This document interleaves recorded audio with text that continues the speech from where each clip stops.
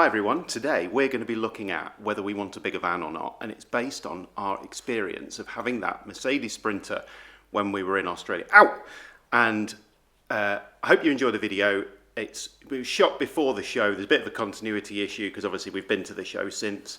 Don't worry about that, enjoy the video. We're also going to slow down our video production a little bit over the winter time, as you'd imagine, dark in the evenings and things. Bit tricky to keep doing a video a week, so we're going to slow it down a little bit, but don't worry, we've got lots more content coming for you. Don't go anywhere. Hope you enjoy the video.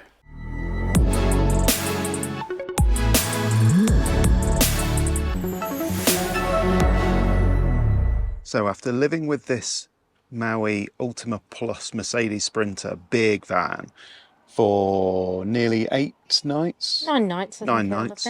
Yeah. We thought we'd just have a bit of a chat about what we like, what we don't like. Would we have something like this instead of the Cali?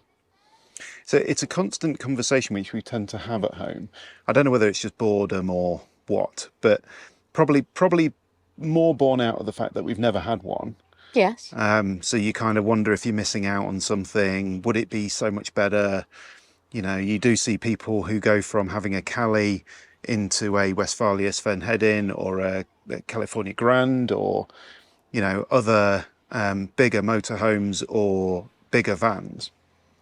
And I suppose having this van for 8-9 nights has allowed us to kind of road test a little bit. So what do you think? Would you see us ever buying something like this and not having the Cali? Yes and no. I don't like how long this is. This is a 7 metre. Yeah, and even here in Australia, where the roads are wide, the parking bays, you can generally find somewhere to park it. It's still massive, It's a and big it old bus. Feels quite rude in some ways. Sorry, there's there's a cockatoos outside. It feels a bit rude when you go and park it in a car park, even if they tell you that you are allowed to, because it's just, Massive. The overhang off the back when you reverse your wheels up to the curb. You need 2 spaces, one in front of the other. Don't yeah, you're kind of covering up walkways and things like that, so it just feels a bit. Not one this long. Which does that rule out the 680 California then? Quite possibly, because that's 6.8 meters, obviously 680. Yeah. Like I say, when the roads are so big and the spaces in some cases are actually designed for it here, and it feels too big, I think it would feel massive. Okay. In the UK, I like being that little bit higher up in the driver's cab. That's okay. It's a bit wider. That's okay. That's fine. We're quite far apart in the cab, aren't we? It feels like you're kind of almost out of touching distance. But considering, it's probably a good thing. Not as far as I'm concerned. Considering how much rubbish weather we have actually had, and I'm saying that in the nicest possible way. We've had some rain. We have had some substantial rain, and it's actually been really nice to hop out of either the driver's seat or the passenger seat and just walk through into the back and not have to get out and not have to put up a pop top and not be worried about rain coming through canvas or just all of that kind of stuff. So that stuff of having a bigger van has actually been really quite nice. I like being able, if you're on a journey, I like being able to literally just pull over in a lay-by or whatever, not have to worry about whether the toilet facilities are open or anything like that. And if you need to use the toilet, you've got one here. Or you make a coffee or whatever, but it's the being able to just walk through. Yeah, I know. To get out and then back in. I was going to say, I know you can do that in a popped-up Cali or a transporter or something that size, but you're using a porta potty. You're probably putting the blinds down. There's quite a lot of faff involved, isn't there, with all of that? And obviously, if you've got a bigger van, stooping. Because you can't stand up. Or kneeling or whatever. So you can obviously, with a bigger van, just literally just stop, use the toilet and then carry on, which is actually really, really quite nice, isn't it? Yeah. I think besides the parking thing, I must admit I've got on better with this than I thought we were going to. I think some of it might be about how it drives, actually. I'm really surprised. We have developed a Bernard. There's one hell of a squeak in this van, which is driving us crazy. It's only happened over the last couple of days.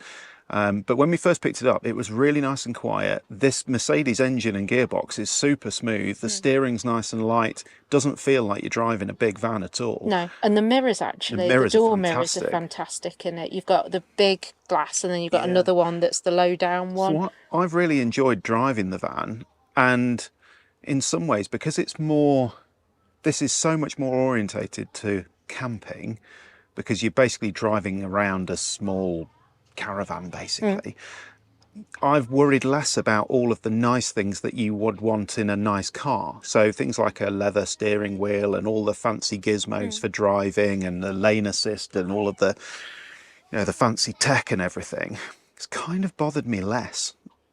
I've missed it a bit, but it's now starting to make a bit more sense to me how people can have a bigger van, a Ducato or a Crafter or something like that, and not have all of the fancy tech and fancy cabin trim in the front area that you would have on a Cali, say. Yeah. So things like the TFT dashboard on the Cali, I mean, it's lovely. It's lovely. You definitely don't need it. You really don't. And there's other things that I'd much rather have than that if I could have the choice of speccing these kind of things up. So I think I've always kind of semi-dismissed in my mind having a bigger van, because whenever we look around at them at shows and those kind of things, we look in the cab and you think, oh, that's a bit plasticky or it's a bit drab, and I'm just not really sure I'd want to sit there for hours as we drive around going to sites and everything else. But I think I probably was looking at it with the wrong mindset. I was looking at it with the lens of, I want to buy a car and I want to be able to sleep in it. But actually this is, I want a home on wheels that I can take somewhere, leave it, and then use it as a base to go off exploring from with bikes and all of the other stuff.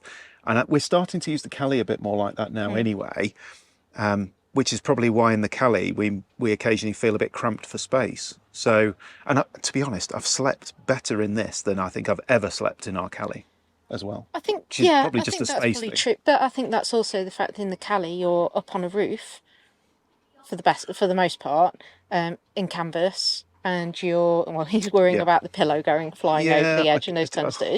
It's just all a little bit tighter, isn't it? Yeah. But I think bizarrely, when you use the upstairs bed in the Cali almost feels like it's got more space than this van. Lengthwise, definitely. I mean, I commented earlier about the floor space in here. Actually, trying to find somewhere it's really difficult to get that dressed. you can get dressed. Yeah.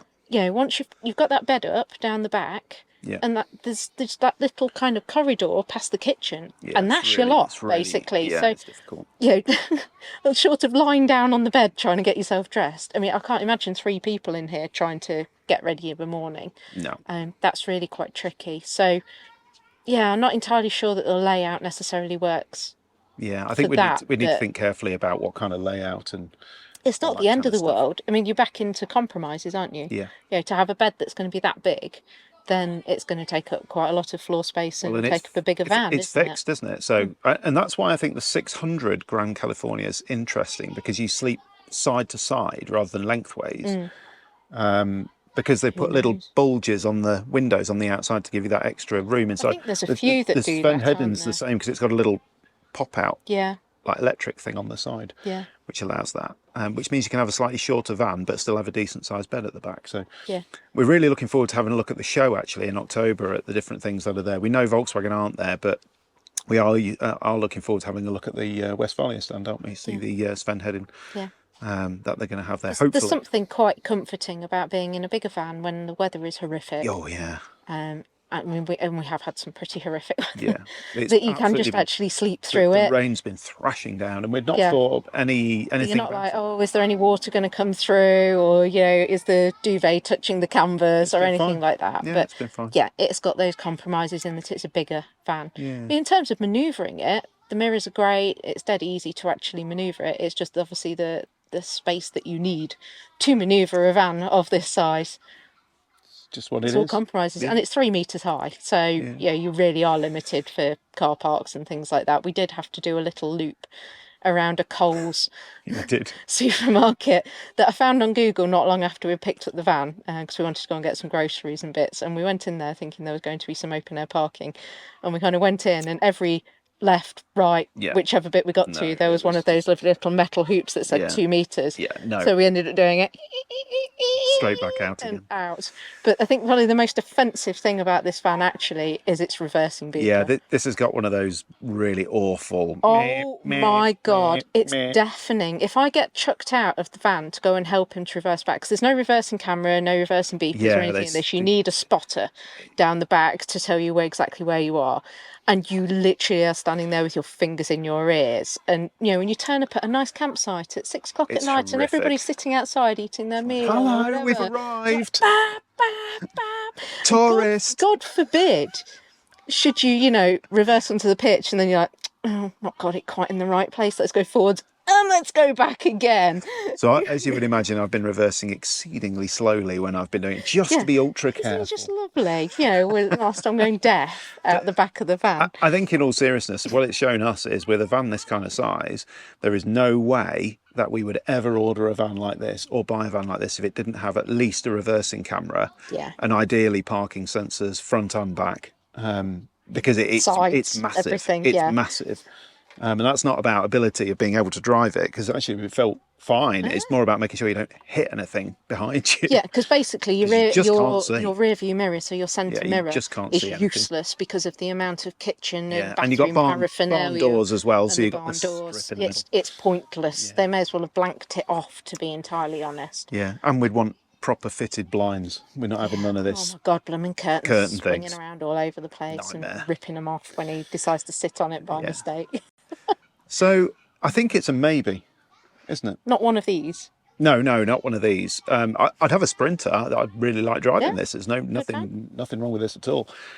But I think it's a maybe, which probably means that we're going to need to do a UK test of something like a Grand California. At some point, At some point, yeah. I don't know whether I'd be able to commit to buying one in the UK without trying one first. Definitely not. I think we'd want to rent one. No, we did the same with the Cali. We rented one first. We had 3 horrific nights away in dreadful weather at the top of the Yorkshire moors and said, wasn't that wonderful? Yeah, let's do it. Didn't sleep at all. Let's carry on. Let's buy one.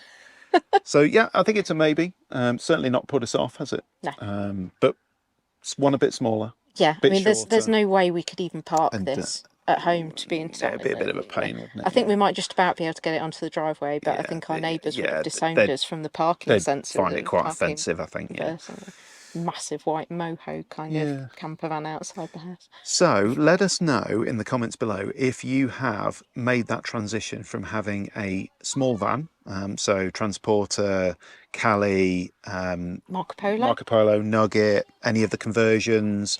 Let us know if you've made that transition from having one of those up into a bigger van. And when we say bigger van, we mean one that you can stand up in, basically. Yeah. Doesn't matter what kind of length. Be interesting to know your thoughts on length of van. Are you just going to go, all out and just say, well, if I'm having one, I might as well have one, which is the kind of full 6.8, 7 metre long, the full DPD, or are you going to go for the kind of the city Amazon local, which actually around our way tends to be a little tiny Fiat thing, not even a full size thing that you can stand up in. But anyway, let us know in the comments below if you made this kind of transition. We'd be really interested to hear your thoughts, because let's be honest, if we're thinking about a new van, well, that'll be for 2024 probably now if we ordered something. Okay. So I'm getting my Australian words in. Crikey. It's always good to plan ahead. So let us know, and you never know.